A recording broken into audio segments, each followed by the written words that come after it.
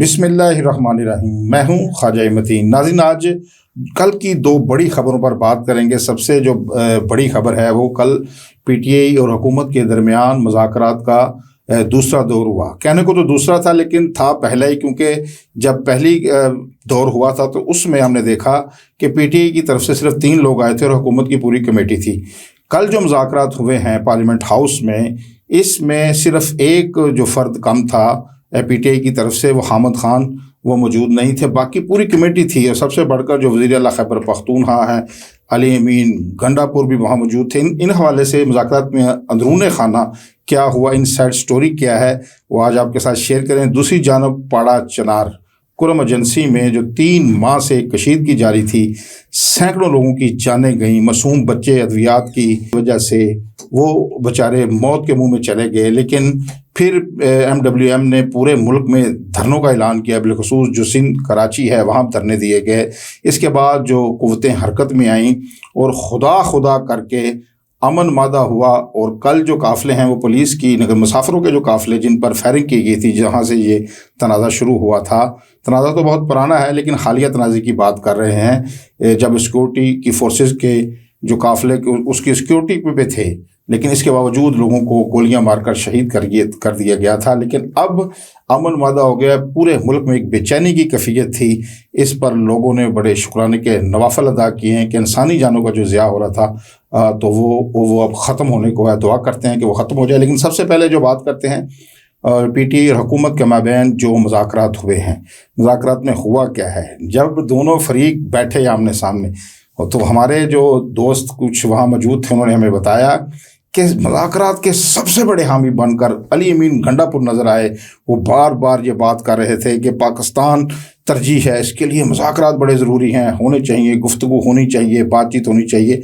तो हुकूमती कमेटी ने कहा, जी बताइए आप कोई मुतालबात लाए हैं, कोई तहरीरी तौर पर हमें दें, हम उन पर बात करें। आगे जो पहली मुलाकात में जो चीज़ें तय हुई थी उस पर जो अमल दरामद किया गया, उस पर हज़ार इत्मीनान किया। जो पीटीआई की कमेटी है उसने बड़ा इज़हार इत्मीनान किया। एक तो मुलाकात का उन्होंने पहले कहा था तो मुलाकात भी करवा दी गई थी कमेटी की, और दूसरी जो 19 लोगों की रिहाई हुई है जिनकी रहम की अपीलें मंजूर की गई हैं, जो 9 मई के वाक़यात में मुलव्वस थे, उस पर भी इज़हार इत्मीनान किया पीटीआई के लोगों ने। इसके साथ साथ हुकूमत ने भी एक बहुत बड़ा शिकवा किया पीटीआई के लोगों से। आज हमारे साथ आप बैठे हैं, बातचीत कर रहे हैं। जब आप हुकूमत में थे तो अपोजिशन में मुस्लिम लीग नून और पीपल्स पार्टी थी, तो बार बार आपसे कहा जाता था कि आप इंतकामी कार्रवाइयाँ ना करें। क्या आप पहले मुज़ाकरा शुरू करने से पहले क्या आप 3.5 साल दौर में जो मुस्लिम लीग नून की लीडरशिप सारी की सारी जेलों में रही, मियाँ शहबाज शरीफ रहे, ख्वाजा साद रफ़ीक रहे, ख्वाजा आसफ़ रहे, हनीफ बासी रहे, बेशुमार लोग हैं मुस्लिम लीग नून के, जवेद लतीफ़,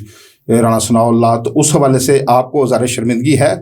तो उस कमेटी में जो हमारे दोस्त बैठे थे उन्होंने बताया, इस पर पीटीआई के लोगों ने इजहार नदामत किया है। उन्होंने कहा बिल्कुल हमसे गलतियां हुई हैं, और उसमें कुछ और भी लोग थे, लेकिन उन्होंने कहा छड़ी तो आपके पास थी, एग्जेक्टिव जो अहकामात थे वो तो आपके पास थे। उन्होंने कहा जी बिल्कुल हम भी उसका हिस्सा रहे, लेकिन हमसे गलती हुई, इस पर हमें इज़हार शर्मिंदगी है। लेकिन इसके साथ साथ पिछले दिनों कल बल्कि मुलाकात हुई है, शाह महमूद कुरैशी हैं इस वक्त लाहौर में जेल के अंदर हैं, उनसे मुस्लिम लीग नून की एक बड़ी अहम शख्सियत ने मुलाकात की है। कल भी मुलाकात की है और आज भी दोबारा उनसे जेल के अंदर जाके मुलाकात किया है। तो उनके साथ एक बड़े ख़ास और अहम लोग भी थे।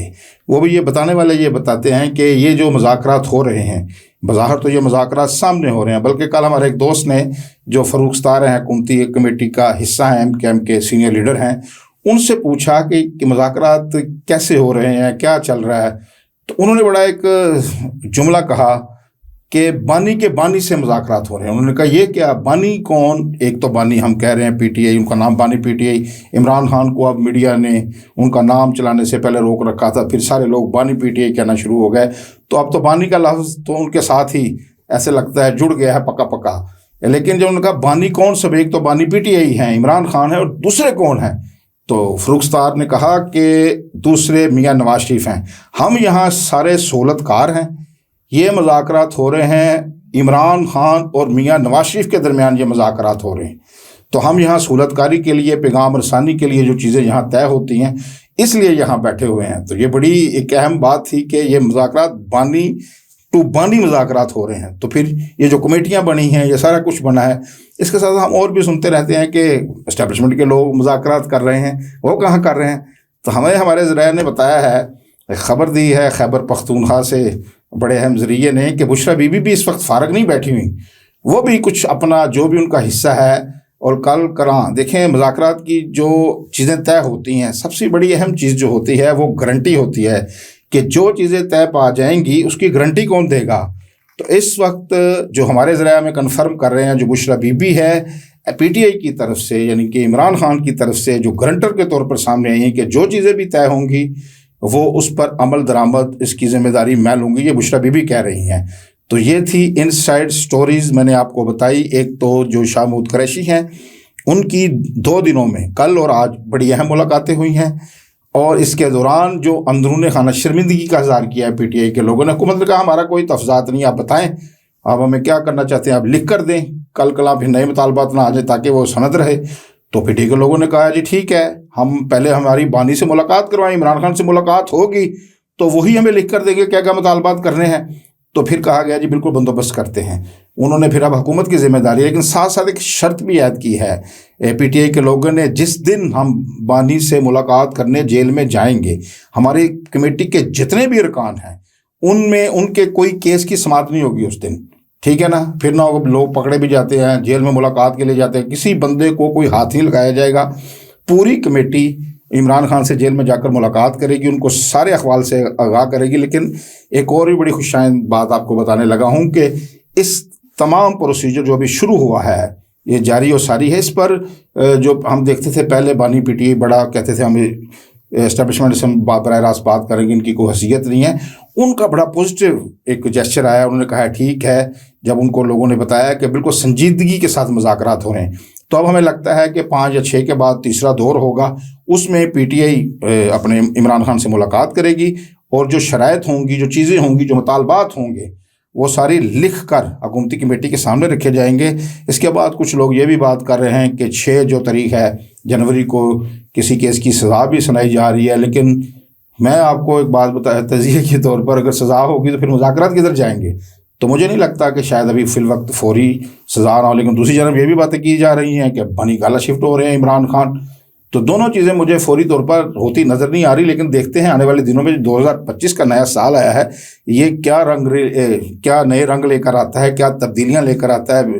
جو علم نجوم کے ستارہ شناس ہیں بڑی بڑی پیشگوئیاں کر رہے ہیں، رہائی کی پیشگوئیاں ہو رہی ہیں، بنی گالا شفٹ ہونے کی پیشگوئیاں ہو رہی ہیں.